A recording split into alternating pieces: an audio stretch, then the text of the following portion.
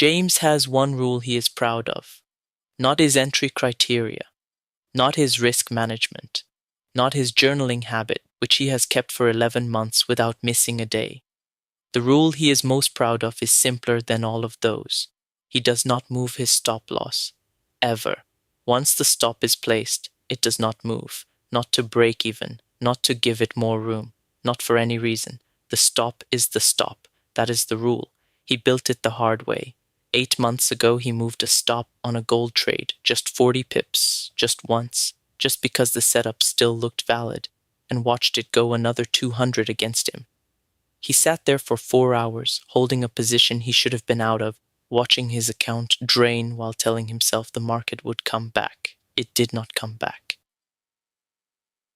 That loss cost him 11% of his account and 3 weeks of sleep. He swore he would never do it again, and for 8 months he has not. He talks about this rule to his trading partner on a Tuesday evening call. They check in every week, not to discuss trades, just to stay accountable. James says, the stop is the stop. I don't care how good it looks. Once it's placed, it doesn't move. His partner says, same. They have both said this before. It sounds different now, quieter, more certain, like a thing that is no longer a decision, just a fact about who they are. That call is on a Tuesday. On Thursday, James moves his stop. It does not feel like a moment. That is the thing no one tells you. The first time you break a rule that matters, it does not feel like breaking anything. It feels like thinking, like being smart, like adapting. Here's what happens. James is in a long on the euro dollar. Stop is 32 pips below entry. The trade moves against him 12 pips, then 15, then 20. He watches it. He does not move the stop. That is the rule. Then the market drops to within 6 pips of his stop, and James sees something. A wick. A long rejection wick off a level he marked 3 days ago. The kind of move that looks like the market tested the level and got rejected. The kind of thing that, if he was fresh and flat and had no position, he would look at and think, that's a strong level. But he is not fresh. He is not flat. He is 6 pips from being stopped out. And this is where the first crack forms. Not in his finger moving the mouse, but in his reasoning. He thinks, moving the stop 5 pips isn't the same as moving it 40. It's not the same as 8 months ago. That was emotional. This is technical. The level is real. The wick is real. He moves the stop 5 pips lower. The market bounces. The trade goes green. It hits his target 40 minutes later. He closes it for $112 profit. He sits back. He exhales. And somewhere in his chest, beneath the relief, beneath the satisfaction, something he cannot name has shifted. He does not write it in his journal, not the stop move. He writes, strong wick rejection off key level, held conviction, worked. That is not what happened, but it is what he tells himself. And tonight, on paper, it looks like discipline. Here is what James does not understand yet. The rule was never about the 40 pips. It was never about the specific number. The rule existed because of what happens to a trader's brain when they are in a losing position. When the red is building and the stop is close and the mind starts scanning, not for information, but for permission. Permission to stay. Permission to avoid the pain. The wick was real. The level was real. But James was not looking at them as a trader. He was looking at them as someone who did not want to lose. That is the difference, and it is everything. Because now the rule has a footnote.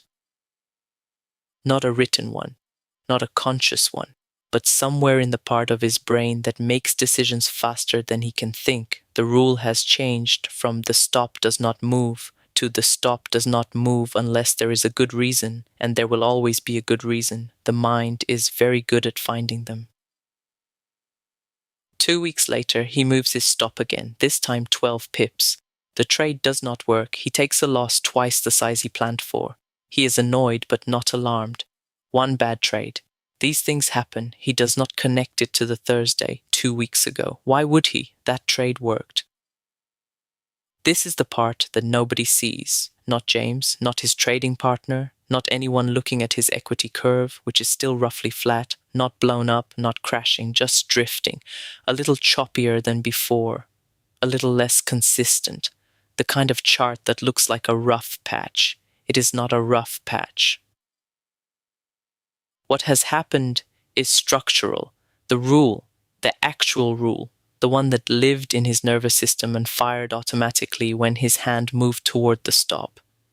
That rule no longer exists. What exists now is a habit with exceptions, and habits with exceptions are not habits, they are negotiations. Every time James approaches a losing trade, he is now running a calculation he never had to run before. Is this a good enough reason? Is this technical or emotional? Is this the same as 8 months ago, or is this different? He never had to ask those questions when the rule was the rule. The answer was always the same. It doesn't matter. The stop doesn't move. Now it matters. Now there are cases. And the part of his brain that is afraid of the loss is very good at building cases. 3 months after Thursday, James looks at his journal. 11 months of clean, consistent entries. And then, starting 3 months ago, something changes. Not the numbers, not dramatically, but the notes in the rule deviations column, which used to be empty, now have entries every week. Small ones, reasonable ones, each one with a justification that sounds intelligent. He sits with that for a long time. He opens his journal to the Thursday entry. He reads it again. Strong wick rejection of key level. Held conviction. Worked. He stares at it. He knows now what he did not write. You did not lose your discipline gradually. You lost it once.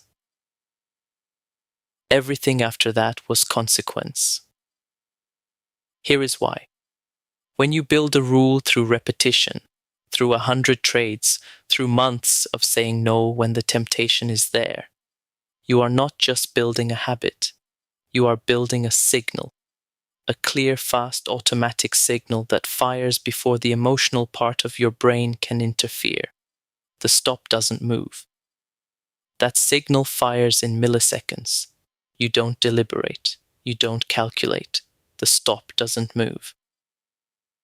The moment you override that signal, even once, even for a good reason, even when it works, you teach your brain that the signal is optional. And optional signals do not fire automatically. They go through review. And review takes time. And time is exactly what the emotional part of your brain needs to build a case. This is why the first exception costs so much more than it looks like it costs. It does not cost you one trade. It costs you the automaticity. And without the automaticity, every hard moment in a trade becomes a debate. And debates are exhausting. And exhausted traders make the worst decisions. The rule did not protect you from bad trades. It protected you from yourself. And you only feel the difference when it's gone. James does not blow up. He never does anything dramatic. He just slowly becomes a worse trader over 6 months until the drift is undeniable. And then he sits down and traces it back to one Thursday, one wick, 5 pips, $112. The way back is not complicated, but it is uncomfortable. He resets the rule, not adjusted. Reset. The stop does not move, not 5 pips, not for a wick, not for anything. The version with exceptions is gone. The original version is back. Then he has to do the only thing that actually rebuilds an automatic signal, repetition, trade after trade where the stop is approached and the hand does not move and the trade is either stopped out or it isn't. No debate, no calculation, just the rule over and over until it stops feeling like discipline and starts feeling like nature again. It takes 4 months.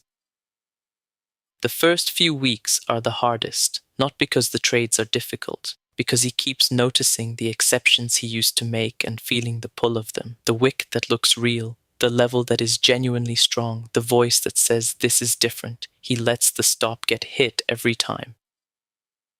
Some of those trades would have worked if he had moved the stop. He knows that. He watches them reverse and go in his direction after stopping him out. He logs them. He does not adjust the rule because the rule was never about those trades. It was about the one trade, the one where moving the stop costs him everything, the one he cannot predict in advance, the one where the wick is just a wick and the level does not hold and the loss becomes something he has to recover from for months. The rule exists for that trade. And the only way to have the rule when that trade appears is to have it for every trade. James is profitable again by winter, not because anything in the market changed, not because he found a better strategy or improved his entries or discovered something new, because he stopped negotiating with a rule that was never meant to be negotiated.